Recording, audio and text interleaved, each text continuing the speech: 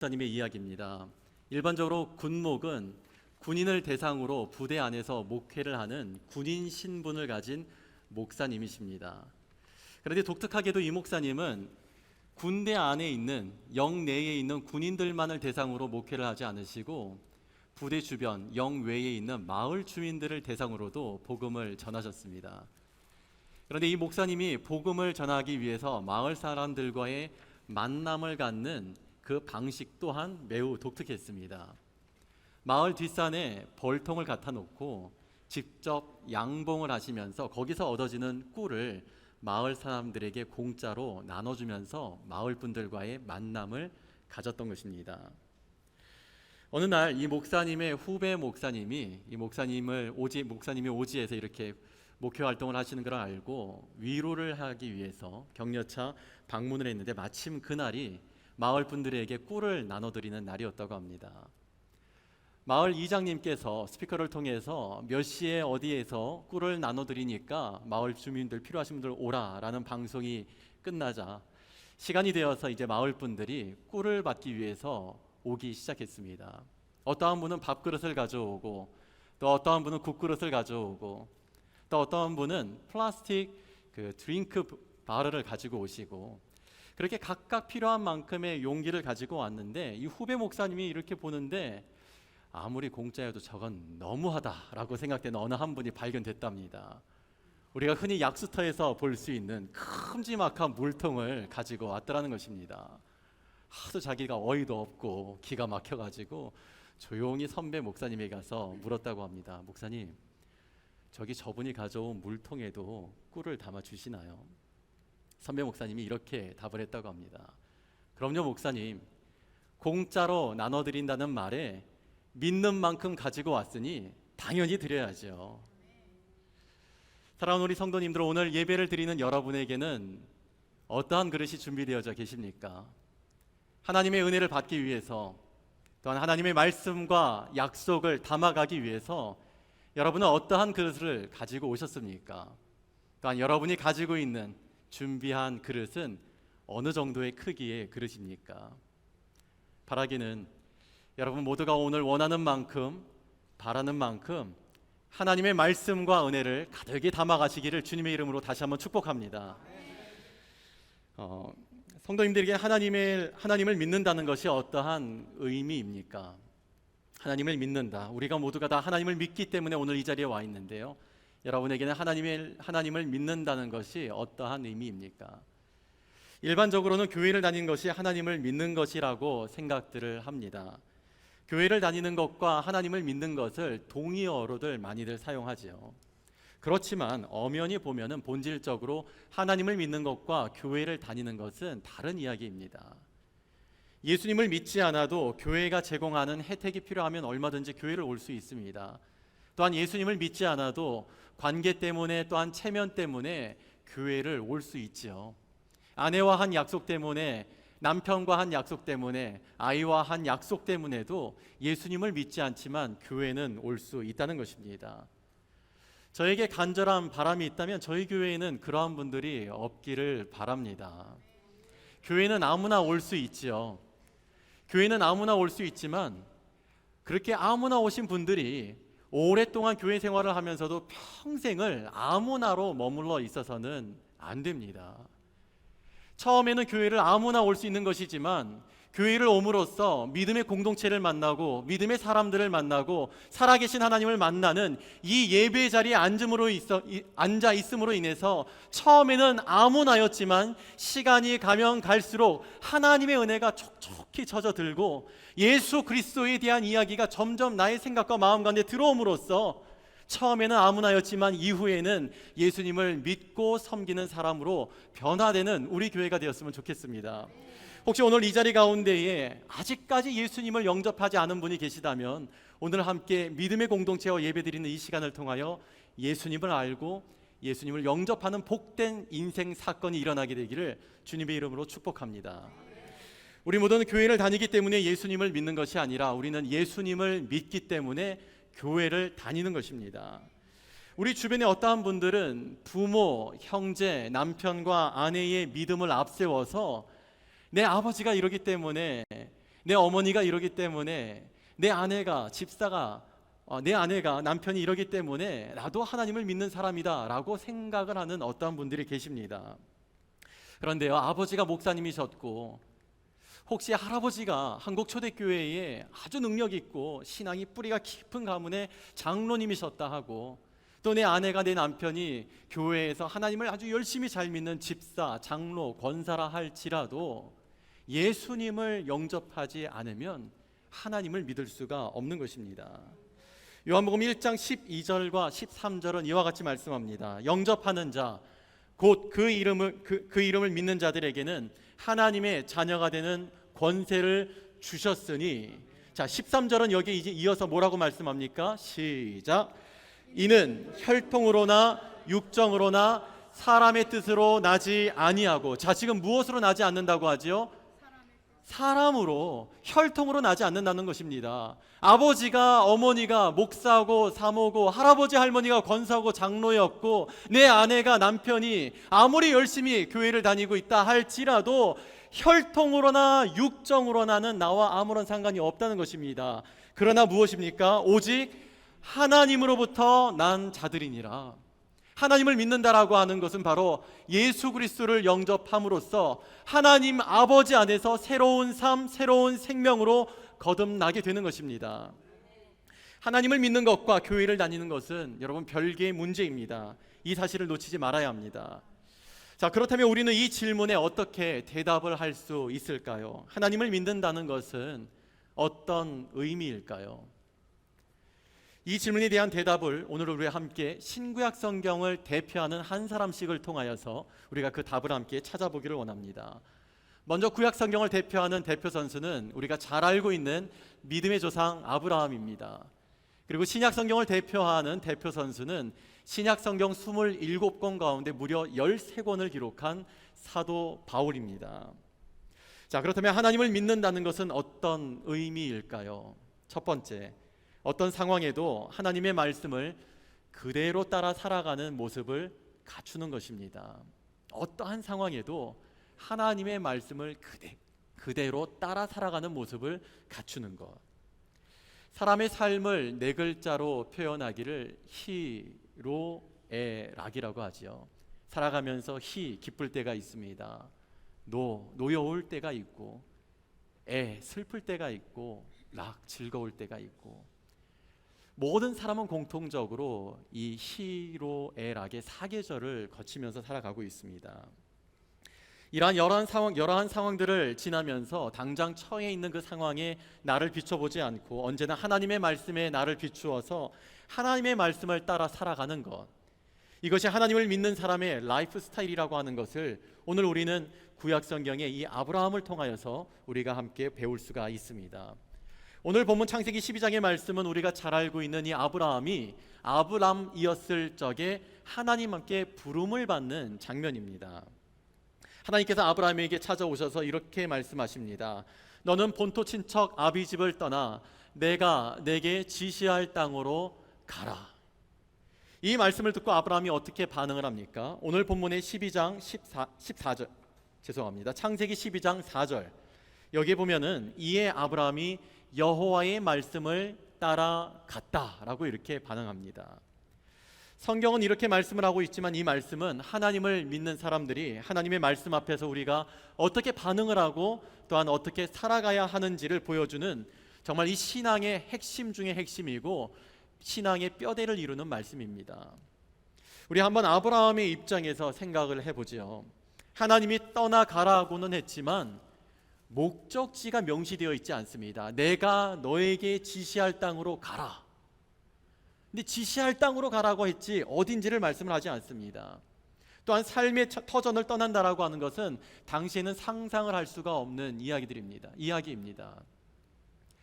우리 처음에 미국으로 이민을 오셔가지고 거의 대부분의 시간을 이 메이컨 이 주변 지역에서 계셨던 분들에게는 이 살고 있다는 지역을 떠난다는 것이 그렇게 크게 어떤 부담인지 와 닿지 않을 것입니다.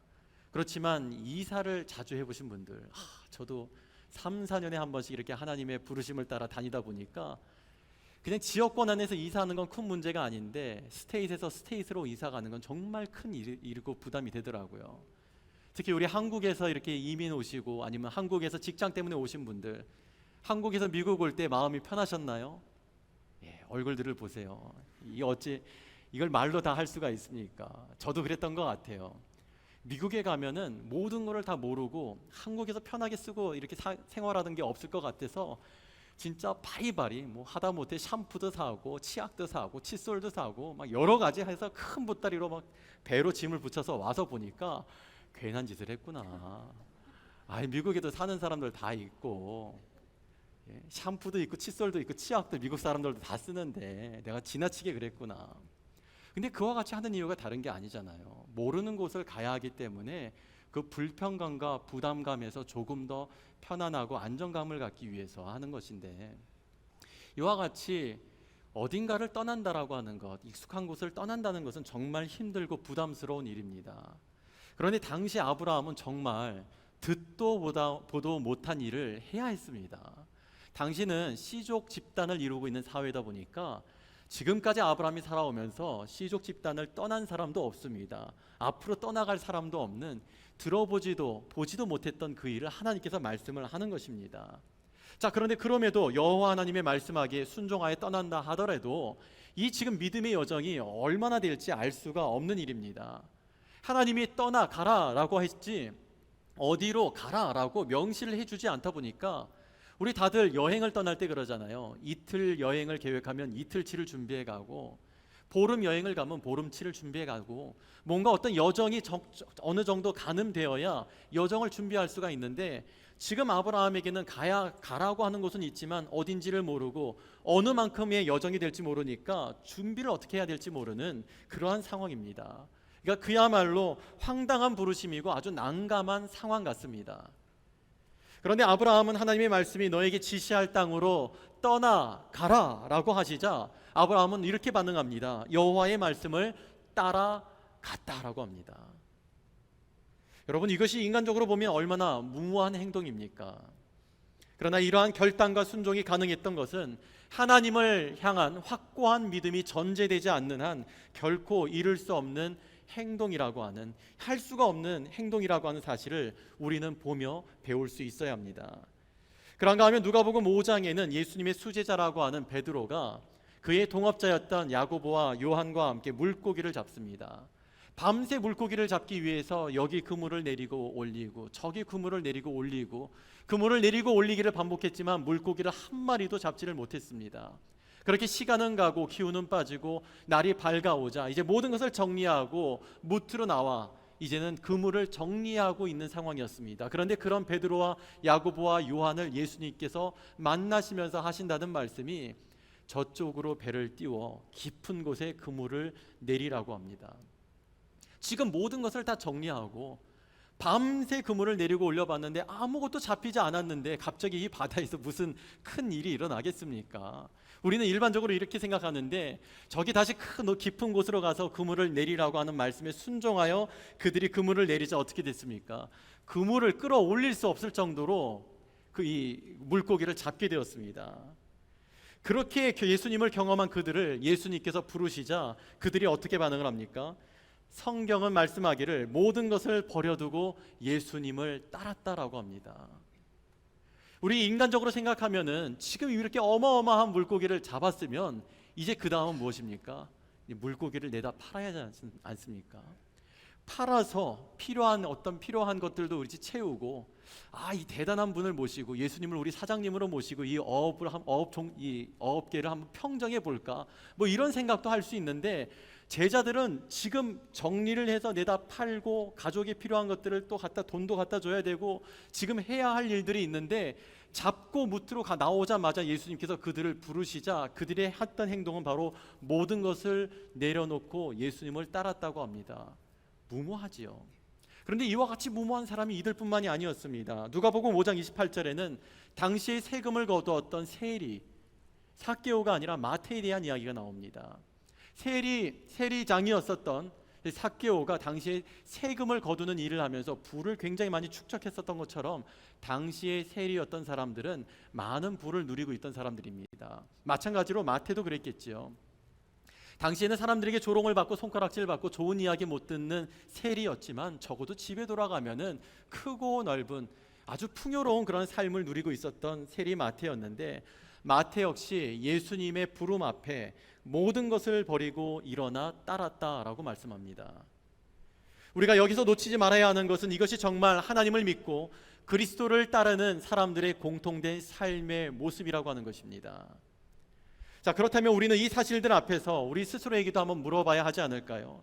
우리 자신들도 하나님을 믿는다고 하는데, 우리도 예수님을 믿고 따라간다라고 하는데, 그렇다면 우리들 안에는 얼마나 하나님의 말씀을 따라 살아가는 순종의 모습이 있는지 하고 말이죠. 이것이 오늘 우리가 설교를 듣고 또한 성경을 읽고 성경을 배우는 목적과도 맥을 같이 합니다. 우리가 성경을 듣고 읽고 배우는 목적이 무엇입니까? 들은 말씀대로, 또한 읽은 말씀대로, 배운 말씀대로 살아가기 위해서 우리가 성경을 배우는 건 아닙니까? 이전과는 다르게 하나님 말씀대로 살기 위해서 설교를 듣고, 이전과는 다르게 하나님의 말씀대로 살아가기 위해서 성경을 읽는 것이고, 이전과는 다르게 하나님의 말씀대로 살아가기 위해서 성경을 배우는 것입니다. 여러분, 그렇게 고백을 하십니까? 우리는 이 사실을 반드시 기억해야 합니다. 이것이 바로 하나님을 믿으며 살아가는 살아있는 믿음의 모습인 것입니다. 우리의 믿음이 죽어 있는 것이라면 반응을 할 수가 없습니다. 죽은 것은 죽어 있는 상태라면 반응할 수가 없죠. 죽어 있기 때문에 반응할 수 있는 감각이 없고, 죽어 있기 때문에, 무뎌져 있기 때문에 하나님의 말씀 앞에 반응할 수 있는 어떤 힘도 없는 것입니다. 그러나 살아있는 믿음은 언제나 내 상황과 형편에 상관없이, 아니면 조금 더 멋있게 표현을 해본다면 우리의 상황과 형편을 초월하여서 믿음의 날개를 갖고 순종의 날개를 달고서 예수 그리스도와 함께 날아오르는 것입니다. 이것이 바로 믿음인 것이지요. 그래서 그 믿음을 우리는 이렇게 찬송으로 고백을 합니다. 주님 말씀하시면 내가 나가리다. 주님 뜻이 아니면 내가 멈춰서리다. 나의 가고 서는 것 주님 뜻에 있으니 오 주님 나를 이끄소서. 여러분의 고백이십니까? 여러분, 우리는 그렇게 고백하는 것입니다. 나의 가고 서는 것은 내 뜻과는 상관이 없는 것입니다.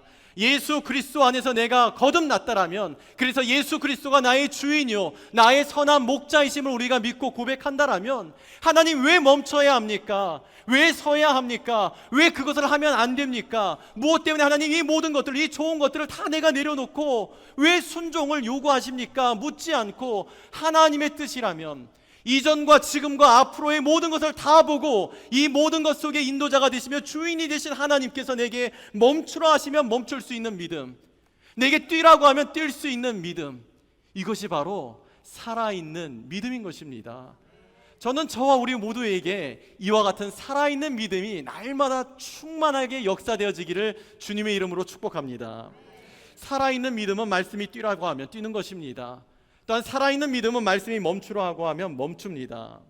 문제는요, 내가 생각하는 내 믿음이 아니고요, 하나님 눈에 보이는 나의 믿음은 어떠한 모습인가 하는 것입니다. 말씀을 따라갔다라는 말을 다르게 표현한다면 어떠한 단어로 우리가 바꿀 수가 있을까요? 그렇죠, 순종입니다. 순종. 그래서 이스라엘의 초대 왕 사울을 책망하면서 사무엘 선지자가 아주 유명한 선포를 했습니다. 사무엘상 15장 22절 말씀, 우리 앞을 보면서 함께 읽겠습니다. 시작. 사무엘이 이르되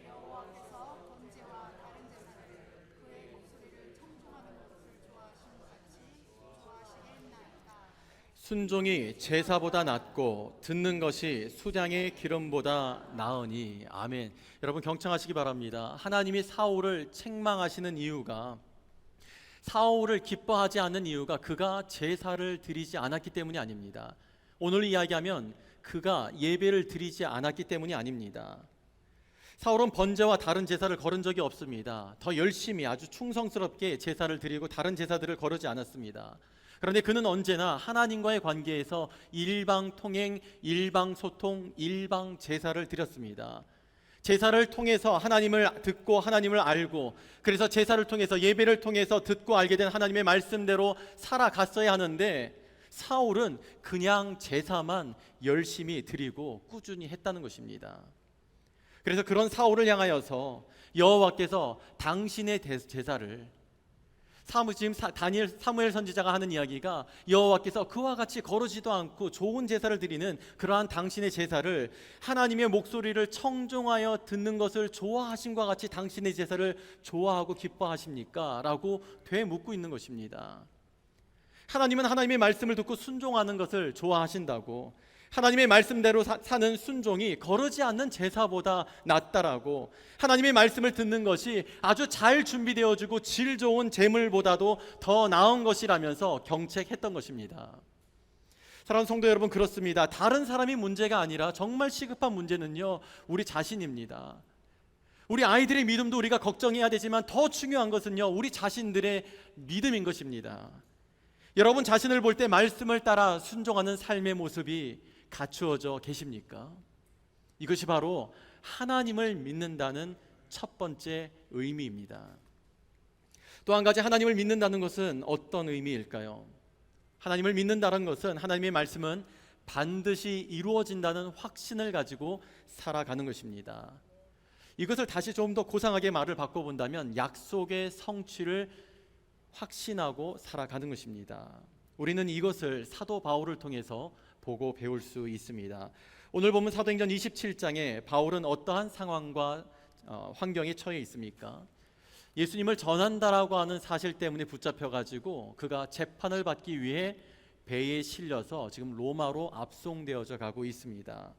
그를 비롯한 죄수를 싣고 항해 중이던 배가 그만 지중해 한복판에서 유라굴로라고 하는 강풍을 만나서 큰 어려움을 겪게 됩니다. 그래서 27장 20절을 보면 구원의 여망마저 없어졌더라. 구원의 여망마저 없어졌더라 라고 하는 것은 이제 곧 죽게 되는 상황이라고 하는 것입니다. 이대로 죽게 되는 것과 같은 상황에 처해 있다라고 사도 바울이 고백을 하고 있는 것입니다. 그런데 우리가 주목해야 하는 것은 지금 이 구원의 여망마저 없게 된 이 상황이 아니라 이 상황의 다음 대목입니다. 한 치 앞을 내다볼 수 없고 내일을 예측할 수 없는 인생의 위기였음에도 불구하고 오늘 본문 25절에 바울은 한순간 자리에서 벌떡 일어나서 큰 소리로 선포하는 말이 있습니다. 자, 우리 함께 25절 말씀을 큰 소리로 함께 읽겠습니다. 시작. 그러므로 여러분이여 안심하라. 나는 내게 말씀하신 그대로 되리라고 하나님을 믿노라. 할렐루야. 나는 내게 말씀하신 대로 그대로 되리라고 누구를 믿습니까? 하나님을 믿노라. 내게 말씀하신 그대로 될 줄 알노라. 그러므로 여러분이여 안심하라라고 말하고 있는 것입니다. 여러분, 참 극과 극의 상황입니다. 여전히 광풍이 불고 있습니다. 눈에 보이는 것은 큰 파도요, 귀에 들리는 것은 뱃전에 부딪히는 파도 소리. 정말 이대로는 죽게 되는구나, 살 길이 없구나, 아무것도 보이지 않는 이 상황. 시달릴 대로 시달려서 더 이상은 소망이 없으니까 사도 바울도 그러지 않습니까? 구원의 여망마저 없어졌더라고. 우리들도 그와 같은 상황에 매일 때가 있죠. 너무 시달리다 보면은 하나님도 나를 외면하는 것 같고, 하나님 도대체 왜 나를 내 기도 가운데는 응답 안 하시는지 도대체 이해할 수 없는 그와 같은 상황들이 있습니다. 그럴 때 우리의 마음이 어떻습니까? 똑같습니다. 구원의 여망마저 사라지는 것과 같습니다. 이렇게 이거 시달리느니 차라리 죽는 게 낫지 않을까? 하나님은 그냥 차라리 죽게 하시지 무엇 때문에 살아서 이 험한 꼴 다 보게 하시나? 정말 힘들고 어렵습니다. 그런데 여러분, 그와 같을 때에 여러분의 입술을 함부로 더럽히지 마시고, 그와 같을 때 연약한 여러분의 영혼을 향하여서, 연약한 여러분 자신을 향하여서 찬양을 하면서 선포하시기 바랍니다. 주여 성령의 은사들을 이 시간 내리어 주소서.